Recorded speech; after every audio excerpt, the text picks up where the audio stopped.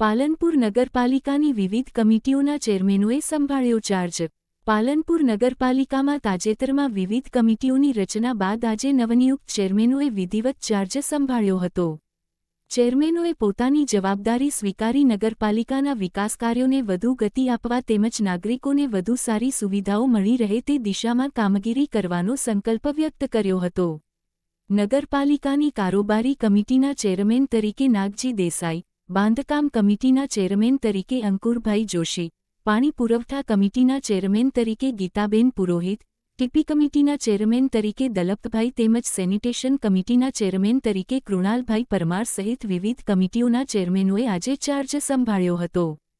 Charge સંભાળ્યા બાદ નવનિયુક્ત ચેરમેનોએ નગરપાલિકાના વિકાસ કાર્યો, સ્વચ્છતા, પાણી પુરવઠો, બાંધકામ સહિતના મહત્વના મુદ્દાઓને પ્રાથમિકતા આપી નાગરિકલક્ષી કામગીરી કરવા પ્રતિબદ્ધતા વ્યક્ત કરી હતી।